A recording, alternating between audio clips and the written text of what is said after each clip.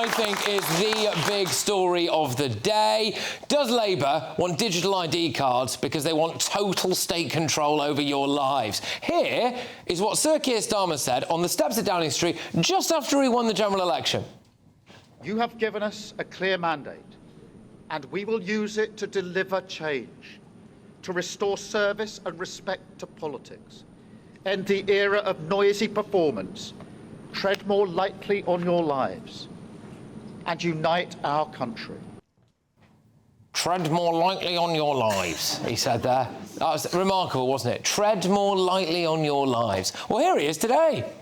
I'm announcing this government will make a new free-of-charge digital ID mandatory for the right to work by the end of this Parliament. Let me spell that out. You will not be able to work in the United Kingdom if you do not have digital ID. It's as simple as that. Because decent, pragmatic, fair-minded people, they want us to tackle the issues that they see around them.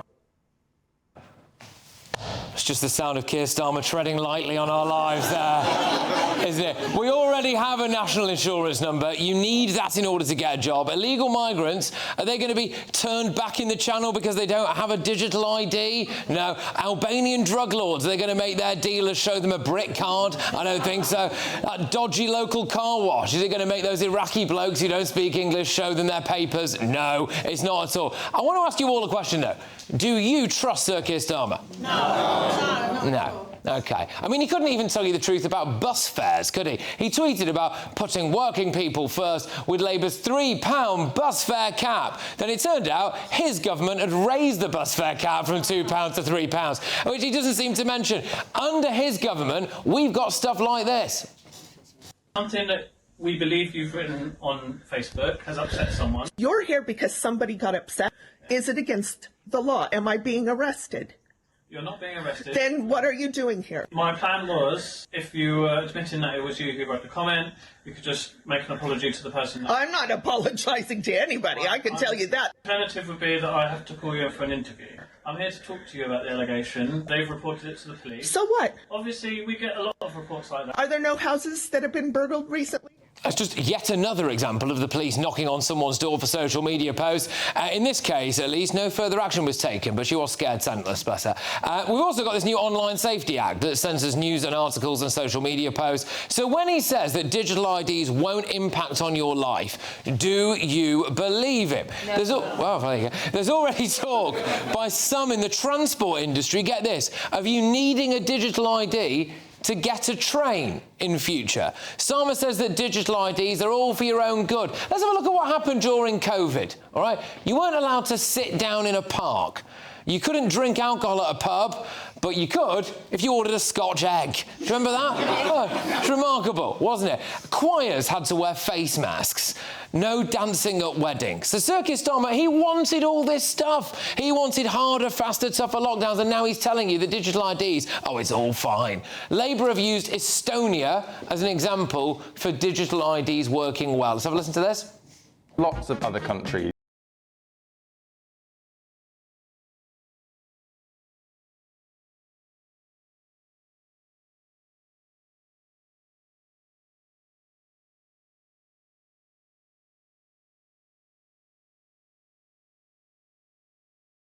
the system works well. Yeah, load of rubbish, because Estonia's digital ID scheme was hacked. There you are. 280,000 people's personal records were stolen. India's digital ID scheme was hacked. 815 million people had their personal information leaked online. Also, there is strong evidence that 34 million Indonesian passport-related documents were also leaked and put up for sale. I mean, I could go on. This was not in Labour's manifesto, so nobody voted for this. What is the mandate for it? If you're still on the fence about it, and maybe some of you are, if you're still on the fence about it, just have a think about whose idea this was. It was Tony Blair. Yeah, there we go. Mr. Iraq War, you know? Yeah, Mr. Deals with the IRA. Fantastic. Do you trust Tony Blair? Anyone? No, right, OK. Sir Keir Starmer was against people having to show IDs in order to vote at the general election. He did not want IDs to vote at the election. He thought it was un-British. And now he's in favour of this. They've lost control of who is in the country, and now we all have to suffer. People who say this will be fine, it won't morph into something else. Let me just give you a quick example. Income tax was brought in temporarily in 1799 to help fund the Napoleonic War. It's still here today, isn't it? So this isn't going anywhere, and it paved the way for loads more taxes. Digital IDs, I think, are sinister. The last thing I want is to give Sir Keir Starmer's government any more control whatsoever. Let's get the views of the panel. Let's get the views of the audience. Chap on the front row straight away. Strong contender for further travelled, having come from Cornwall, by the way. What would you like to say on digital IDs, mate? Good evening, panel. Good evening, Patrick. Well done to you and Emily. Oh, congratulations. Thank you, mate. I'm 40 years old now, and all through my life I've had several jobs, and every job that I've had to prove my right to work in the UK. I've had to prove who I am, and that's not just with work, but in many professional departments. Even with the NHS, you know, you have to go and prove who you are to sign up with a doctor's surgery, for example, and so on. So what's the point, really? I mean, immigration... immigrants can get a job, they go through the back door, they can work for Deliveroo, Just Eat. How's this going to stop that from happening? What's the point of digital IDs? I don't think. Lady, your views? I mean, it's not border control, it's people control.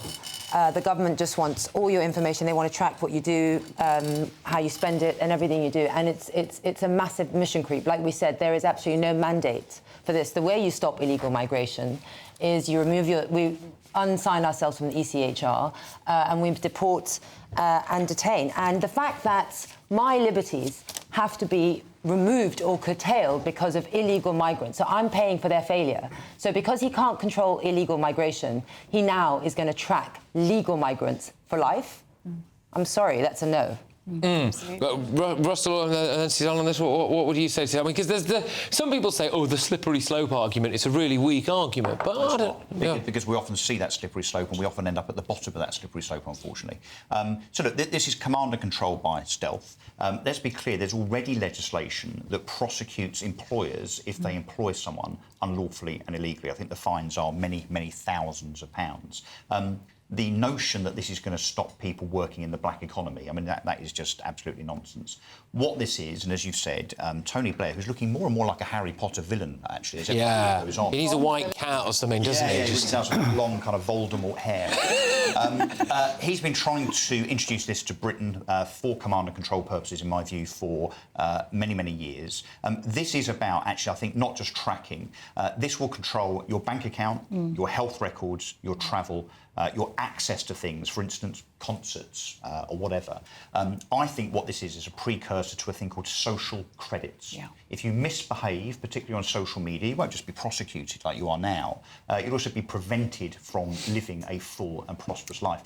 This is communism, ladies and gentlemen. This is communism through the back door, plain and simple. It's weapons of mass destruction of our freedom, to quote Tony Blair. And I don't think we should take it lightly. Well, did you hear what Darren Jones said today? He let me quote him. He actually called this the bedrock of the modern state. That sounds really scary.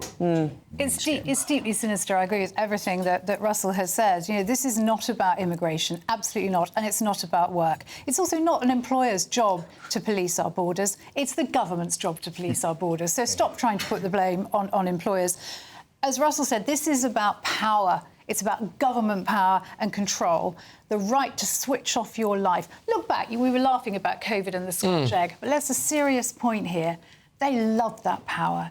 They discovered they had the power to tell us to stand on a yellow dot in a supermarket. Yeah. You know, something that pathetic. And yet a lot of people went along with it. And the idea of giving the government that sort of power through this system, Russell's also right, the Chinese-style social credit system, they can switch off your life with this. You go to the wrong kind of protest, you say the wrong kind of thing on Twitter, that's it. You could potentially lose your right to freedom of movement, to your benefits, the right to travel, to access public service. services. And if you think this is all very far-fetched, just look at what they did to the truckers in Canada who protested against COVID vaccine mandates. They closed their bank accounts. But Susan, we need to have Nigel on this. Go on, Nigel. Go on, Nigel. First of all, I'm against mandatory digital ID.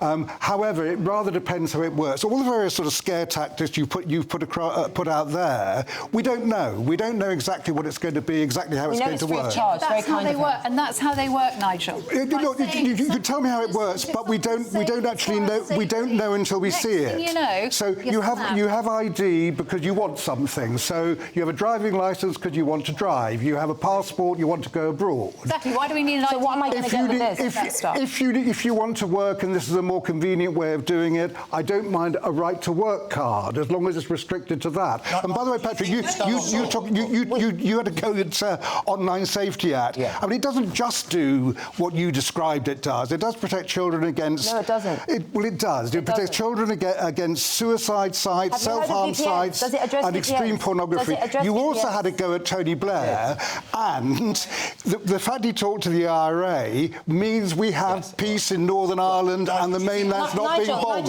Nigel, do you think ID cards will stop illegal immigration? No, I don't. Do you think it solves for anything? What? A digital ID. I think what does it solve for? I think it might work for visa overstayers.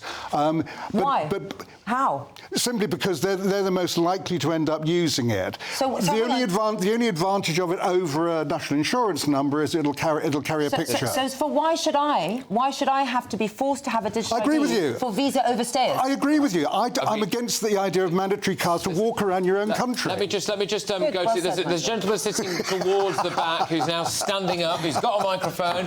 Sir, what would you like to say, sir, on this? But you could. Go on, Kip. Always has to punish the majority or law-abiding. And for the fact that the minority are breaking the law. I just don't understand that logic. And the other point is, this government is very good at using the words free. It might be free that I'm not paying for it, but I'm paying for it through taxes. Absolutely, of course. So I have no idea what these words free. And when the government comes in and says, oh, we are giving away 50 billion quid for this. Well, we are paying for it. So I don't know how the government is so generous constantly while the taxpayer is paying for everything. They're generous with your money, aren't they? No, they're very generous. I'd like to be generous with your money as well, but I don't think you give it to me. Just on what that chap said there. Yeah, again, is this the sense that we all, I imagine most of us are law-abiding, I would have thought, certainly here legally anyway, we're all paying the price now, but it's not going to make a blind bit of difference. The lads on the boats, they're not suddenly going to go, oh, sorry, I haven't got a brick card. Look, they chucked their ID overboard. I mean, for goodness sake, it's not going to make a blind bit of difference. And it's absolutely spot on. It's the majority, law-abiding majority, who are being asked to pay to deal with an illegal minority. But that's not really what it's about anyway. Absolutely not. And it's about command and control of your life and the government keeping tabs on what you're doing so it can come along, not with its light touch, but with its jack. But it'll be hacked. And why wasn't it in the manifesto if you thought it was such a good idea? Why is he slipping it through the back door? We've just had an election just over a year ago. He could have put that in the manifesto. That is something that the British public need to vote on. The NHS has been hacked. The NHS has been hacked. There have been some supermarket chains recently been hacked. Jaguar Land Rover was hacked recently. All of this stuff. Do you honestly trust the government's internet and computer system with all of this stuff? I mean, in one neat place. You've got to now prove your identity to use the Company's House website. Well, I tried 5 times yesterday and it crashed every time. I mean, nothing works in IT. And who in the audience wants more government in your life? No. Some bloke on the phrase, a good job he didn't have a microphone there, what he just said. Yeah, it's a resounding no on the front row there. Look,